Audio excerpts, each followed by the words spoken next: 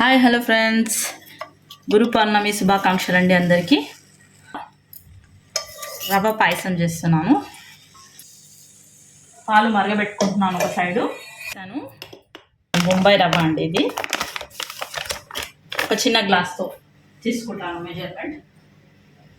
ఇదండి, ఒక small glass తీసుకున్నాను నేను.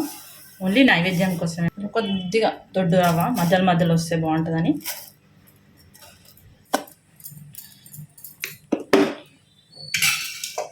నెయ్యి వేసి ఫ్రై చేస్తున్నాను. కొద్దిగా చూసుకొని ఫ్రై చేసుకోండి, ఎందుకంటే తొందరగా మాడిపోతుంది కింద. అందుకనే ఇందులో మీ దగ్గర సేమియా ఉందనుకోండి, అది కూడా కొంచెం యాడ్ చేసుకుంటే బాగానే ఉంటుందండి. ప్రజెంట్ నా దగ్గర లేదు, అందుకే నేను యాడ్ చేయట్లేను. మీ దగ్గర కనుక ఉందనుకోండి, సేమియా కొద్దిగా కొంచెం క్వాంటిటీ యాడ్ చేసుకోండి. అన్నీ వస్తుంటాయి మధ్యలో, బాగుంటుంది టేస్ట్.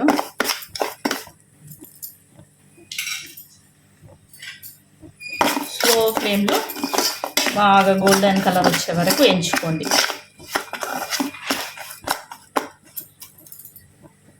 మేము ప్రసాదాలన్నీ ఇందులోనే చేస్తుంటామండి.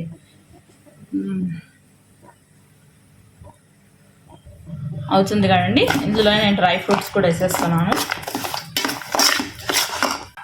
కొన్ని కిష్మిష్. మనకు స్పెషల్లీ అందులో బాగుండాల్సింది డ్రై ఫ్రూట్స్ అండి. దానివల్ల టేస్ట్ బాగా వస్తుంది మనకి. రవ్వ ఎగుతుంటే వస్తుంది కదా స్మెల్, నెయ్యితో పాటు వస్తుంది. చాలా జాగ్రత్తగా వేయించుకోవాలి, మీరు చిన్న మంట మీద వేయించుకోవాలి. తర్బూజ్ బీన్ చేస్తున్నాను.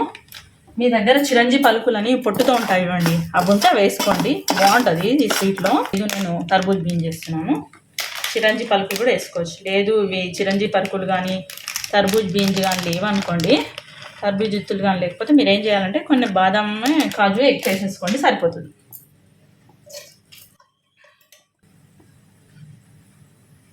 నేను ఈ పాయసాన్ని వెరైటీగా చేయడానికి నా దగ్గర ఓట్స్ ఉన్నాయి కదా, కొద్దిగా ఓట్స్ యాడ్ చేస్తున్నాను. ఓట్స్ని ఎక్కువగా ఫ్రై చేసే అవసరం లేదు, అందుకని నేను ఇప్పుడు వేసాను.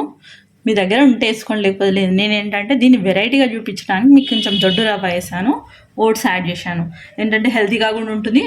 అండ్ మామూలుగా రవ్వతో అయితే అందరూ చేసుకుంటారు కదా, అందుకని ఇవి వేసి వెరైటీగా చూపిస్తున్నాను మీకు. మీ దగ్గర ఉంటే వేసుకోండి, లేకపోతే అలాగే రవ్వతోటే చేసుకోవచ్చు, బొంబాయి రవ్వతోటే చేసుకోవచ్చు. కొద్దిగా ఇలాచి పొడి అన్నీ అంటే 1 2. నా కలర్ చేంజ్ అయిపోతుంది.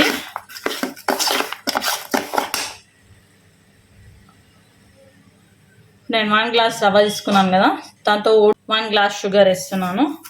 మీరు మీ అకార్డింగ్ వేసుకోండి, మీకు తగినంత వేసుకొని. మిగతా కూడా పెట్టుకోవచ్చు నైవేద్యం. యాక్చువల్గా సత్యనారాయణ స్వామికి చేస్తాను చూడండి, అలా అయింది ప్రసాదం. కలర్ కూడా బాగా చేంజ్ అయింది, స్మెల్ బాగా వస్తుందండి. ఇలా కూడా నైవేద్యం చేసుకోవచ్చు. ఇలా మన ఫ్రూట్స్ యాడ్ చేసుకొని కూడా పెట్టుకోవచ్చు మనము.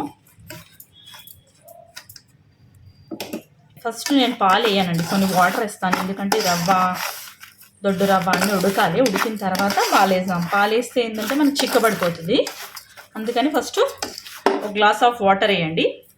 ఇది ఉడికిన తర్వాత మీకు పాలు వేసుకోండి.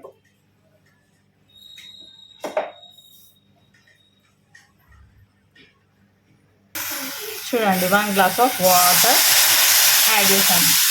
ఇది జస్ట్ రవ్వ ఉడకడానికి మాత్రమే. పాలు వేసారనుకోండి అప్పటికప్పుడు ఉడకదు, అందుకే 1 గ్లాస్ వాటర్ వేసి ఇది ఉడికిన తర్వాత పాలు వేయచ్చు.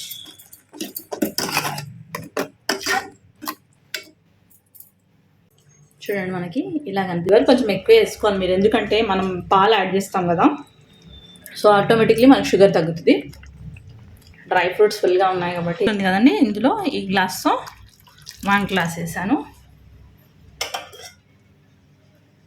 సెకండ్ గ్లాస్ 3 గ్లాసులు వేసానండి. 4 కూడా వేసుకోవచ్చు, మీరు చిక్కగా అవుతుంది.